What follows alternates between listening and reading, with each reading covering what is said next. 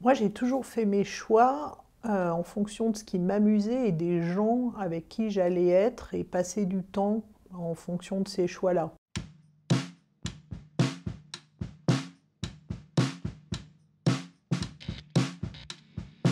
Alors moi, donc j'ai grandi à l'école, on va dire, à Clermont-Ferrand, riante cité, que j'aime beaucoup au demeurant, mais pas toujours hyper fun quand même comme endroit. Et donc j'ai été à l'école là-bas jusqu'en terminale et j'ai fait aussi une année de prépa que j'ai pas complètement fait en fait. Je ne suis pas allée taffer au bout, un peu au milieu. Je suis partie à Paris et donc j'ai eu mon bac à l'oral pour plein de raisons. J'ai eu des petits soucis de santé en terminale, mais disons que j'étais pas, voilà, c'était pas l'année de terminale la meilleure année, donc on peut faire plein de trucs en ayant son bac à l'oral, quoi. Faut pas s'angoisser non plus, c'est pas grave. Et donc je suis partie à Paris, donc j'étais effectivement en prépa, mais j'ai pas adoré la prépa. Je trouvais ça un peu scolaire, disons. Ça me manquait un petit peu de créativité.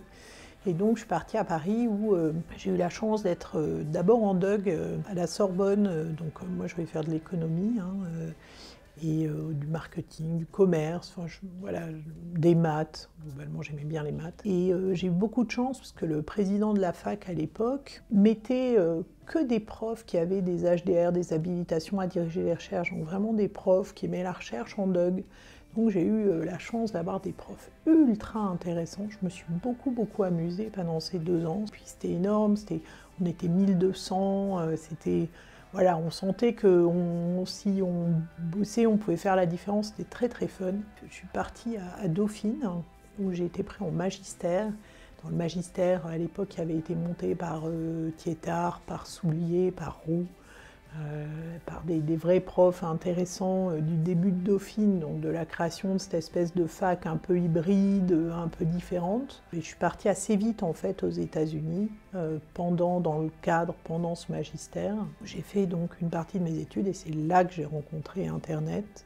En arrivant à la fac, moi j'étais dans une fac au Nouveau-Mexique à Albuquerque qui était intéressante parce qu'en fait Intel est né à Albuquerque.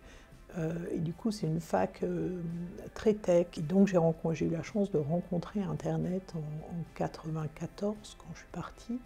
Et ça a été une vraie belle rencontre qui ne m'a pas quittée depuis. Quand j'ai eu fini le magistère, normalement, on était censé bosser. Après, voilà, j'avais un M2, on dirait aujourd'hui. Et là, je me suis dit, ouais, mais moi, ce qui m'intéresse dans la vie, c'est le marketing interactif, donc le marketing à Internet. Comment Internet va changer la façon de faire du marketing. Et alors, ça n'intéressait personne en France à cette époque.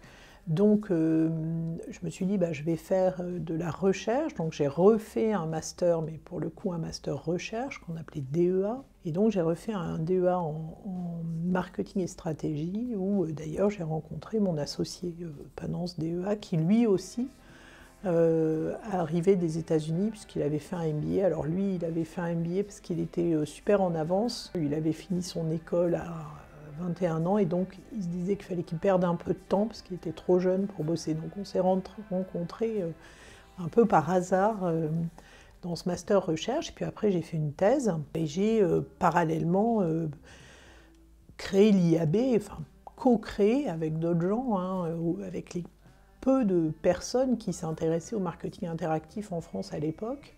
Même on parlait plutôt de publicité interactive.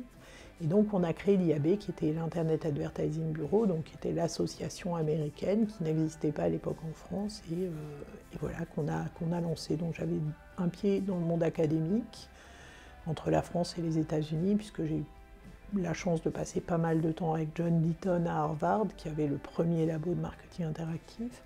Et puis en France, dans le vrai monde, le monde non académique, le monde réel, avec l'IAB.